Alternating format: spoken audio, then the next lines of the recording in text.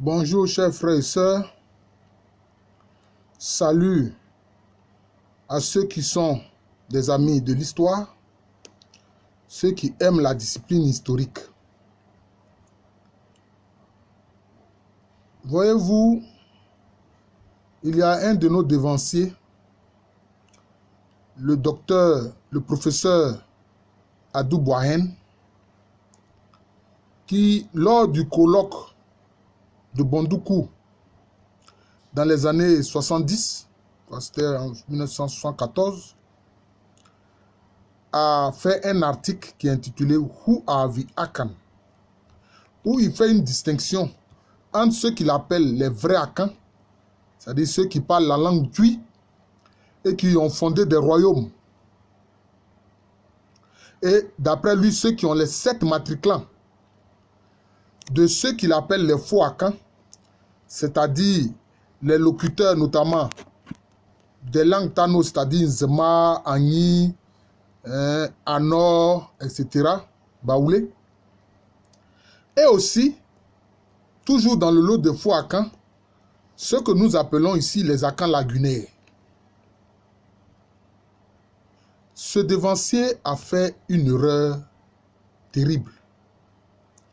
Parce qu'en réalité, il ne connaît pas les autres Akans, mis à part les Tui, sur lesquels, c'est-à-dire sur les Tuifos, ceux qui parlent la langue Tui, tels que les Ashanti, les Hachem, les Dankira, sur lesquels ces études ont porté.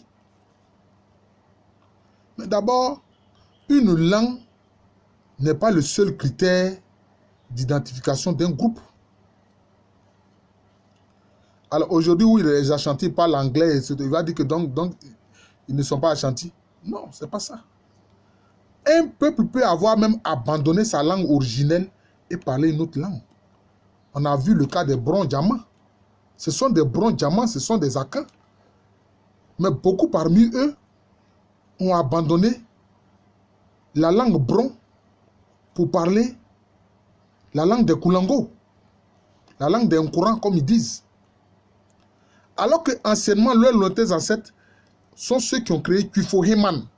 C'est-à-dire Tuifo, c'est-à-dire ceux qui parlent Tui, hein, qui sont du pays du roi.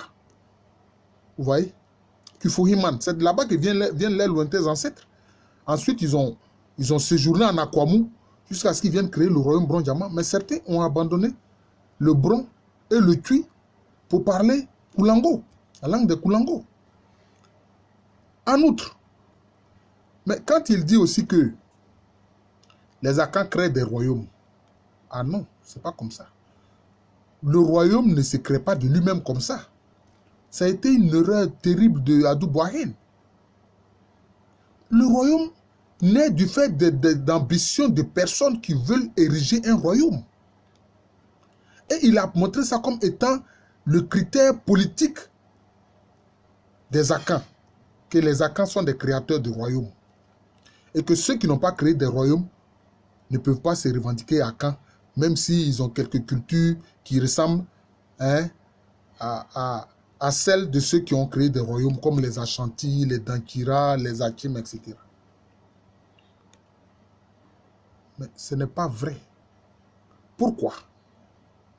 Parce qu'en réalité, le fondement politique des Akans, ce n'est pas la création d'un royaume, pas du tout. C'est le tabouret des ancêtres, c'est le siège des ancêtres.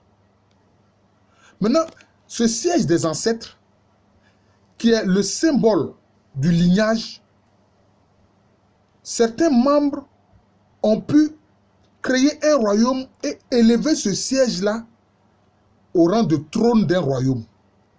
C'est ça l'effet historique. C'est ce que Adou Boahen n'a pas perçu. Au demeurant, on a dansé. Avant que Opoku Ware demande aux Adansés d'avoir face à lui un représentant de toutes les chefferies à danser à sa cour, mais chaque chefferie à danser était autonome et se limitait à un village. Donc ce n'était même pas des royaumes que les Adansés ont créés. C'était d'abord des chefferies limitées à un village. C'est pour ça que, anciennement, ils avaient ce dicton qui dit quoi? À danser, à danser. Chaque à danser est comme un crabe. Chaque village à danser est comme un crabe. Et chaque crabe gère son trou. Donc ça se disait en langue cuit, à danser, nkotokwa. Obiara dani boum. Donc les villages à danser étaient autonomes les uns des autres. C'était le système politique de la danser. Donc les Andassés au départ n'avaient pas créé un royaume. Non. C'était des petites chefferies limitées à des villages. D'ailleurs, c'est quand Euradé Bassa, qui momentanément dans l'histoire détenait le sabre qu'on appelle Afenakwa, autour duquel les populations de la dansée se réunissaient, les chefferies de la dansée se réunissaient quand ils étaient attaqués à l'extérieur par un autre groupe. Alors celui qui détenait momentanément le sabre appelé Afenakwa, c'est lui alors qui prenait la tête des troupes guerrières des différentes chefferies indépendantes les unes des autres des Adansés pour faire la guerre. Vous voyez? Je suis étonné que vraiment le devancier Adou Boyen n'ait pas perçu cela. Donc, la création du royaume est une œuvre politique des gens qui ont eu l'ambition de créer un royaume. Est-ce que Opoku Osei Tutu, le fondateur de la Confédération Ashanti, au départ, sa chefferie ne se limitait pas à cette petite chefferie autour de Koumassi? C'était une petite chefferie que dirigeait d'abord son oncle Obiri Yeboah. Mais c'est Osei Tutu qui a eu l'ambition d'en faire un grand royaume, une confédération. Donc c'est une ambition politique. La création du royaume chez les Akans, c'est une ambition politique. Ce n'est pas un fait naturel. Ce n'est pas vrai, ce qu'Adou Boyen a dit. Ce n'est pas un fait naturel. C'est une ambition politique. Regardez par exemple, les fondateurs du royaume de Krenjabo, le Sanvi. Mais c'est le sous-groupe Agni, appelé Agni Brafé. C'est eux qui ont été à l'origine de la création du royaume Sanvi. Mais quand ces Brafés-là, certains sont allés dans la région de Grand Laou, où ils ont créé Brafédon. Où ils ont créé Brafédon. Est-ce que dans le pays Avikam, ils ont créé un royaume? Non. Ils n'ont pas créé un royaume. Certains même de ces mêmes Brafés-là sont allés en pays Abidji, où ils ont créé le village de Brafébi. Est-ce qu'ils ont créé un royaume là-bas? Non. Donc, la création d'un royaume, c'est d'abord un projet politique. C'est un projet politique. Ce n'est pas une chose qui naît ex nihilo comme ça, parce que les Akans naturellement créent des royaumes. Ce n'est pas vrai de voir les choses comme ça, non. La preuve en a dansé, chaque chefferie était autonome. C'est quand Opoku Waré, ayant conquis l'espace à danser, a demandé à ces chefferies-là de se regrouper, enfin, et de reconnaître un qui va être à leur tête face à lui. C'est là que la dansée est devenue un royaume et qu'aujourd'hui, c'est celui qui a Fomena, le roi de Fomena, qui est devenu la dansée, c'est-à-dire le roi des Adansés. C'est ça l'effet historique. Mais, maintenant, il faut que je réponde à la question. Quelle était la base du système politique akan? Eh bien, c'est le tabouret des ancêtres. C'est le siège des ancêtres. Qui, dans certains cas, est limité à la gestion d'un seul village. Qui, dans certains cas, parvient à être hissé, à être le symbole du pouvoir politique de tout un royaume, voire de toute une confédération, c'est-à-dire un regroupement de différents royaumes, comme c'est le cas des Ashantis. Et ça, dans le cas des Ashantis, c'est Osei Tutu qui a eu cette ambition. Et puis ensuite, ça a été poursuivi par ses successeurs, dont Opoku Waré. Vous voyez? Tous les royaumes qui ont été créés dans l'espace Akan, d'abord, ça a été le projet d'une personne. Le royaume du Dankira, c'est la reine Aïkra Adebo qui a eu l'idée de créer le royaume d'Ankira. Vous voyez? C'est comme ça. Si on veut voir pour le cas de la Tchem à bois quoi, c'est Ofori Pagny. C'est Ofori Pagny. Sinon, anciennement, les Asona d'Abois quoi, ils étaient dans la dansée. Dans la dansée, ils n'avaient que quelques villages. Hein? Ils n'avaient pas un royaume, non. Ils étaient à Kokobiante, Ansa, et puis Sodia. C'était là qu'étaient les clans Asona. Mais c'est quand ils sont allés dans l'espace à Hachem, c'est là que Ofori Pagny a eu vraiment l'idée de créer un royaume sur la base du siège de ses ancêtres. Donc la base politique, le fondement politique du système des Akans, c'est le siège des ancêtres. Et ça, si on veut parler du siège des ancêtres, mais tous les groupes Akans l'ont, que ce soit ceux qui parlent la langue Tui, que ce soit ceux qui parlent la langue Agni Baoulé, que ce soit ceux qui parlent les langues Akan lagunaires qu'on trouve ici sur la côte de l'espace lagunaire de Côte d'Ivoire. Et je vais citer quelques exemples pour vous le montrer. Chez les locuteurs du Tui, le tabouret des ancêtres porte deux noms. Soit il est appelé Dua, ou bien il est appelé Akondua. Chez les Agni, mais ce même tabouret existe. Il est appelé Bia. Bia, ça le tabouret des ancêtres. Chez les Eotilés, c'est-à-dire les Betibé, les Akans lagunaires, qui sont encore aujourd'hui à Vitré, dans la commune de Grand Bassam, et qui sont à Diaké, dans le département d'Adiaké, dans le sud-est de la Côte d'Ivoire. Et ils appellent le tabouret des ancêtres, comment ils appellent ça Ada. Ada, c'est le nom du tabouret des ancêtres. Je poursuis pour donner des exemples que vous comprenez. Chez les Atché qui sont des Akans lagunaires, et aussi, le tabouret des ancêtres existait chez eux, et ils appellent comment? Ils appellent cela Mbeshia. Mbeshia. Et puis, chez les Aladjans, qui sont aussi des Akans lagunaires, comment ils appellent le tabouret des ancêtres? Ils appellent le tabouret des ancêtres Abou.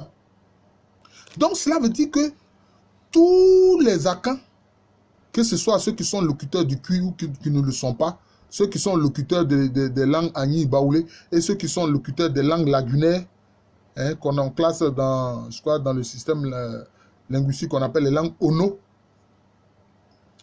ils ont les tabourets des ancêtres. Les Ngbato avaient le tabouret des ancêtres. Les Abé ont les tabourets des ancêtres. Les Aki ont les tabourets des ancêtres. Les Aladiens ont les tabourets des ancêtres. Les Hébris ont les tabourets des ancêtres. Donc c'est le même système. Seulement, certains ont pu hisser par l'ambition d'une personne ce tabouret des ancêtres-là, ce tabouret du lignage, pour en faire un tabouret qui administre tout un royaume, tout un vaste domaine, tout un vaste espace. C'est ça qu'il faut savoir. Voilà. Il a même parlé d'un autre critère, celui des matriclans, des 7 matriclans. Mais là encore, j'ai fait toute une série de... Je veux parler d'Adou Boahen. J'ai fait toute une série de vidéos sur les 7 matriclans Akans, pour montrer que ça existe aussi chez les autres, notamment chez les Akans lagunaires. Ça existe chez les Agni. Oui. Mais principalement aujourd'hui, j'ai voulu parler du système politique. Le symbole du système politique des ancêtres Akans. Quelles que soient les différentes articulations de groupe Akans, c'est toujours le siège des ancêtres. C'est toujours le tabouret. C'est le tabouret qui est le fondement du pouvoir politique.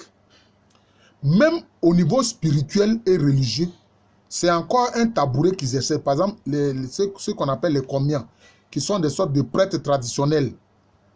Mais eux aussi, les tabourets, leur pouvoir spirituel s'appuie sur un tabouret. Sauf que les concernant, le tabouret est blanc, blanchi par le kaolin, alors que le tabouret des ancêtres, qui est le tabouret politique, lui, est noirci par le sang des victimes. Si bien que les Agni l'appellent biabilé. Ils ajoutent biabilé, c'est-à-dire tabouret noir, siège noir. Mais c'est noirci par quoi? Par le sang des victimes qui est répandu sur le tabouret ou le siège des ancêtres quand on fait les rituels. Voyez? Quand on fait les rituels, notamment les rituels qui marquent ce qu'on appelle la fête des Ignames, qui est en réalité la fête qui marque l'année nouvelle chez cette population. Ça marque l'année nouvelle. Et on fait des sacrifices, hein, d'animaux, le sang est versé sur ces sièges. Donc, Après, le siège est noir, donc on appelle ça biabilé. Voilà, tabouret noir, siège noir des ancêtres. Voilà les faits. Donc, c'est pour dire ici que le système politique des Akans repose sur le tabouret des ancêtres, qui peut administrer simplement un lignage, administrer un village, administrer tout un royaume, voire une confédération, comme ça a été le cas des Ashanti. Je vous remercie. Je suis le professeur Allo Kwame Rémy, professeur titulaire d'histoire à l'université Félix Houphouët-Boigny. Je m'excuse auprès de mes auditeurs parce que ce n'est pas toujours que j'ai le temps de répondre aux commentaires qui sont faits, parce que vraiment les commentaires fusent de partout, alors que j'ai mon travail d'enseignant et d'enseignant-chercheur que je dois accomplir. Voilà. Parce que j'encadre aussi des étudiants qui font un doctorat et ça aussi, ça me prend beaucoup de temps. Donc ce n'est pas toujours que j'ai le temps de répondre aux commentaires. Je remercie ceux qui font les commentaires. Voilà, j'apprécie ces commentaires-là. Que ce soit pour me faire des suggestions, pour me faire des critiques, etc. Ça ne me gêne nullement. Voilà, ça ne me gêne nullement. Voilà. Je vous remercie et vous souhaite une bonne journée.